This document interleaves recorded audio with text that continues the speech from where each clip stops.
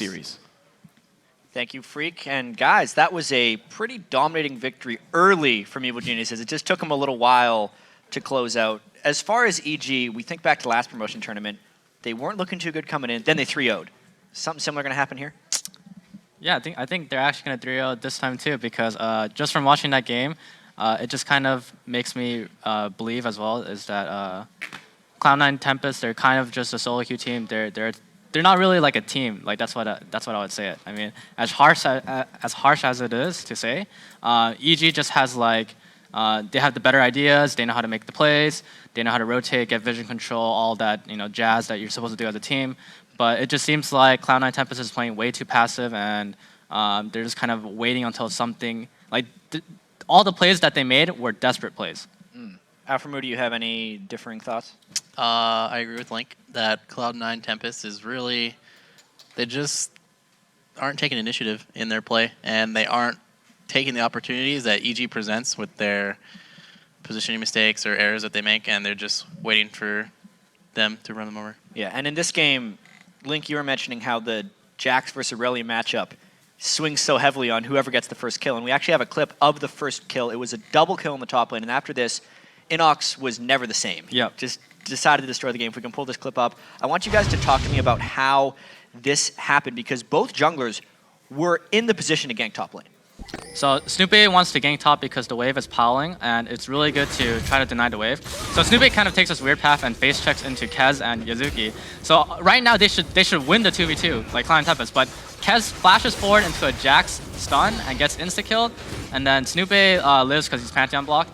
And because of this, and because he's Pantheon and they're Jax, they can easily dive the Aurelia under the tower 2v1. Do you think Yazuki should have backed away at this point? Yes, for sure. But he gets greedy and tries to make a really heavy play without Ignite, especially. And because of that, it's just going to snowball the Jax even more. And there's nothing that Aurelia can do at this point, because his tower is gone, Jax has TP and Pantheon ulti pressure, and because of this, Jax can just completely just roll the game. It's interesting because we mentioned how Cloud9 Tempest probably has the better individual players, but it's actually Snoopy that got out of position there. Was that just a miraculous play by Inox and Snoopy together to make that happen, or was it just the misplays of Cloud9 Tempest up top? Definitely the misplays of Cloud9 Tempest. They caught Snoopy face checking into a brush, and he should instantly die right there. And you shouldn't give up your positioning by flashing forward into two people and then dying.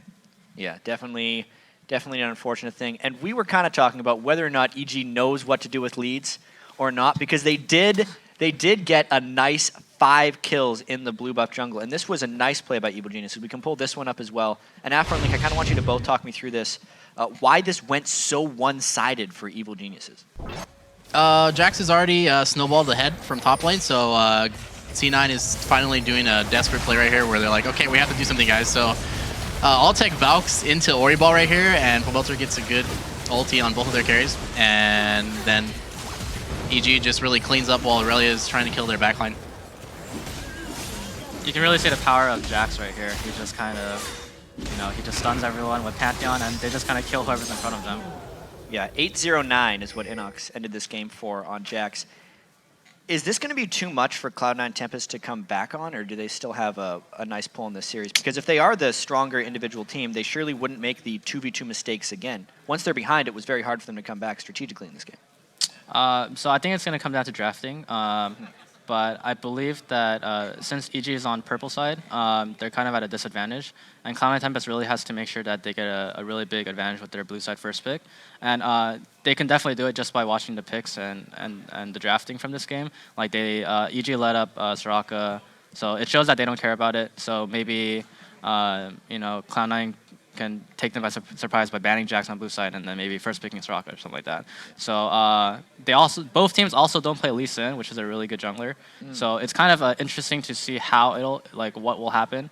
So I really think that Cloud9 Tempest, if they want to come back, they have to make the first move with the draft. Yeah, Lee Sin neither picked or banned. Obviously, Jax was first picked in this one, followed by the Soraka, and also an interesting jungler matchup with Eve going up against the Pantheon. You had some thoughts on that. as far as that matchup plays out? You wouldn't have necessarily wanted to pick Eve into the Pantheon? Yeah, because when you're playing with Soraka, you generally want a really like an AD bruiser type of hero. So it's something better to pick something that like goes in and like, that walks into their face, like Nocturne, Shyvana, and maybe it's partially because those Kha'Zix was banned, and maybe Kaz doesn't play Lee Sin as well, and Nocturne was banned as well. So it's kind of it shows that jungle picks kind of really do matter in this matchup between Snoopy and Kaz. So.